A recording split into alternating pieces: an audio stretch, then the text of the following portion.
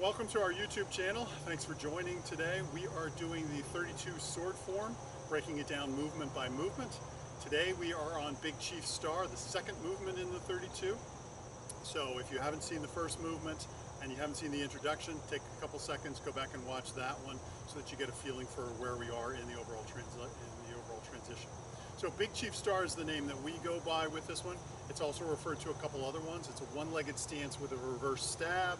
It's the Big Dipper, it's the Big Dipper constellation, it's the opposite, or the opponent pierce with one leg stand. There's just multiple names with this one, but Big Chief Star, and really because the movement here is sort of a heavenly strike through there, and so we really think about the heavens as we're going through this particular movement.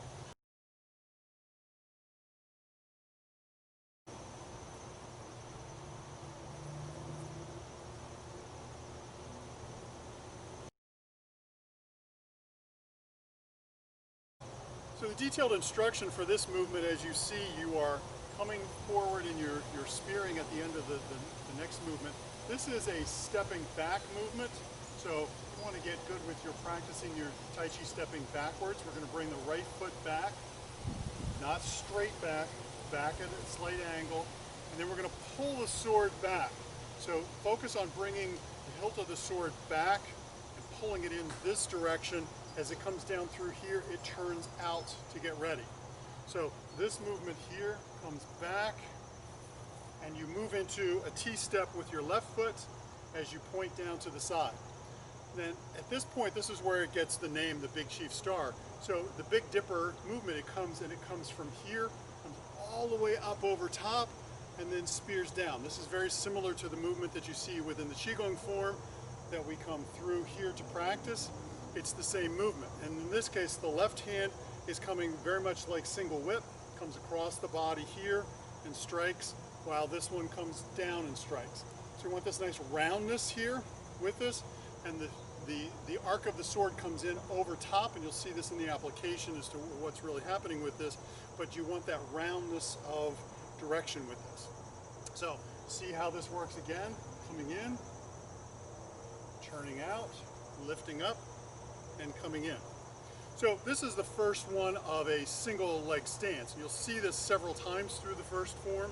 So as you bring that foot in, you come into the transition, this foot comes up, you want to turn the palm of your foot in towards your knee. So if you're used to doing yoga or anything like that, it might be a little easier for you. You're not actually resting it on your leg, but you're blocking in. So you're lifting this foot up because you're avoiding a strike here as part of this, coming in and down. Now, as you shift the weight over, the left hand follows the right, comes through, and then as it lifts up, you're going to bring this hand across and simultaneously strike. That's important from the application perspective, but again, this is one of those where if your balance isn't good, you're going to be wobbly. There's a balance video out there that you can actually watch to get better with your balance. And so bringing it down through here, coming up over top and down is what you're striving for. But do this in pieces. So from here, step back, that's easy enough, turn it out, and bring it back here. Now, make sure you're stable, get good here, and then lift up and spear. Don't extend up so high that you lock your leg. That's when you'll start to get really wobbly. You want to stay firm and rooted within this as you come through the particular movement.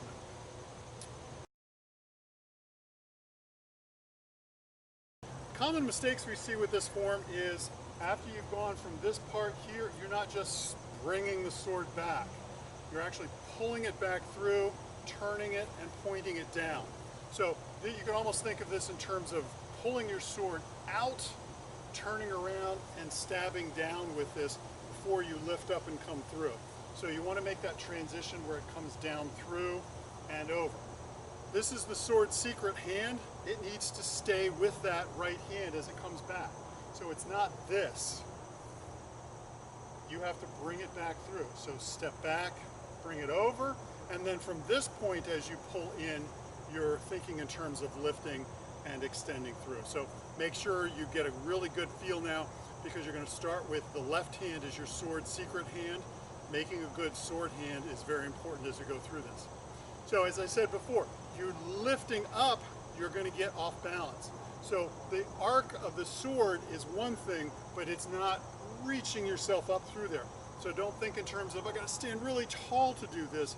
It's really just the lifting and striking. You want a good, stable balance with this, no matter what surface you're on. Turn that foot in just to block. This is lifting it up here to block so that somebody can't stab at your foot. That's the mental image that you want to do with this. So you're bringing this foot up as you come through there. And then this piercing here is a downward pierce. This is an outward strike. So keep this roundness here of your arms as you come down through. Those are the most common mistakes that we'll see with this particular movement.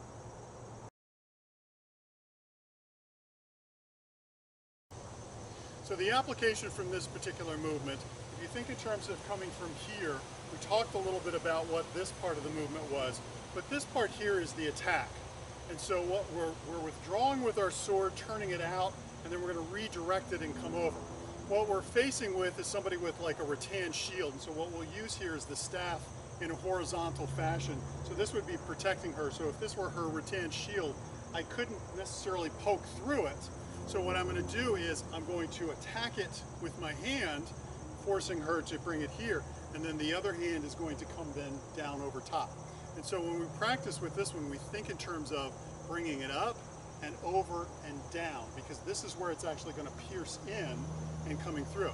If you just sort of put it out there, you might get it over there, you might run it into the shield, but you're going to bring it up and over. So there's a nice arcing motion from here, and then you need to get her attention here with the strike in order to get it up over top.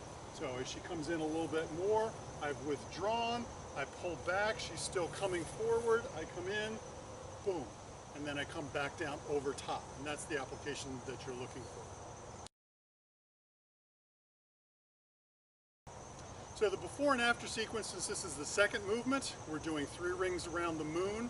So our before from here, coming through the transition to here, striking and going through here. The next movement is going to be swallow skims the water, and this is one of those where your balance needs to be good.